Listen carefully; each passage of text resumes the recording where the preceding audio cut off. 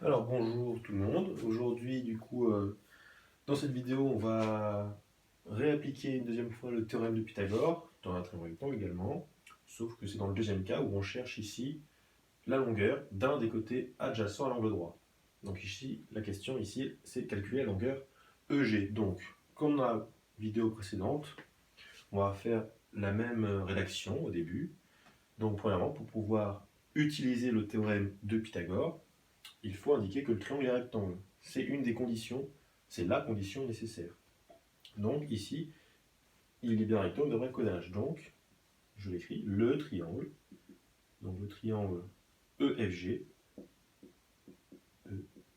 EFG est rectangle.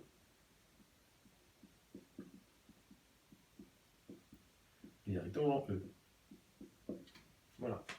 Ensuite, j'essaye de trouver où est l'hypoténuse. L'hypoténuse, c'est le côté le plus grand du triangle rectangle, ou le côté opposé à l'angle droit. Donc ici, l'hypoténuse, c'est FG. Donc j'écris FG est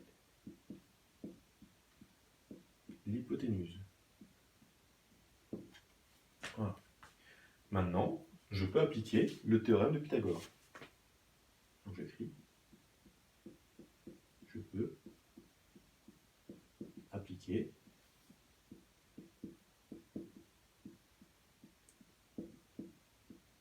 le théorème de Pythagore. Toujours un P majuscule. Voilà. Et ensuite, j'écris l'égalité. Donc l'égalité de Pythagore, c'est l'hypoténuse au carré, donc FG, c'est l'hypoténuse, au carré, égale la somme des carrés des deux autres côtés. Donc EF au carré plus EG au carré. Voilà l'égalité de Pythagore. L'hypoténuse au carré est égale à la somme des carrés des deux autres côtés. Donc ensuite, je remplace les valeurs que je connais dans mon égalité. Donc FG, c'est 10, donc je remplace FG par 10. Et je n'oublie pas de mettre le carré.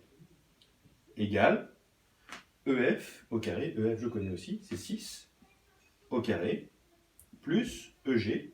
EG c'est la question qui est là, ce que je cherche. Donc je laisse EG au carré. Ensuite, je continue mon égalité, sauf que là il faut isoler EG. C'est-à-dire qu'on cherche la valeur de EG au carré. Pour ça, je peux écrire ici EG au carré, et c'est égal au plus grand, c'est-à-dire à l'hypoténuse au carré, moins, et là c'est important, on change de signe, puisque le 6 au carré, je le passe de l'autre côté de l'égalité, d'accord, celui-ci là,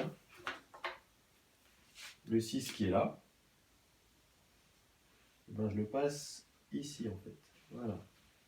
Et si je le passe de l'autre côté, et ben, on va mettre un moins devant, donc moins 6 au carré. Donc j'ai bien EG au carré égale 10 au carré moins 6 au carré. Je continue, EG au carré, et là je fais le calcul, 10 au carré c'est 10 fois 10, donc ça fait 100, moins 6 au carré, 6 fois 6, donc ça fait 36. Je continue mon égalité, EG au carré, c'est égal à 100 moins 36. 100 moins 36, ça doit faire 64. Voilà. Maintenant, je cherche la valeur de EG. Je sais que EG au carré donne 64. Donc, la valeur de EG,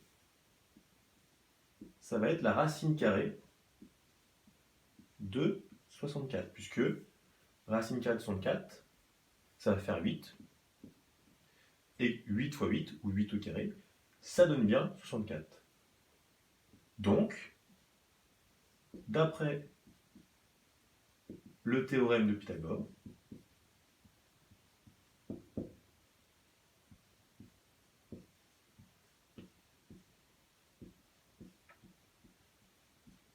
EG égale 8. Et là, il n'y a pas d'unité, puisque dans l'énoncé, on ne donne pas d'unité. Donc la seule chose importante à voir, c'est que ici, je peux peut-être l'écrire d'une autre couleur, l'égalité qui est là, et ben, je vais la changer.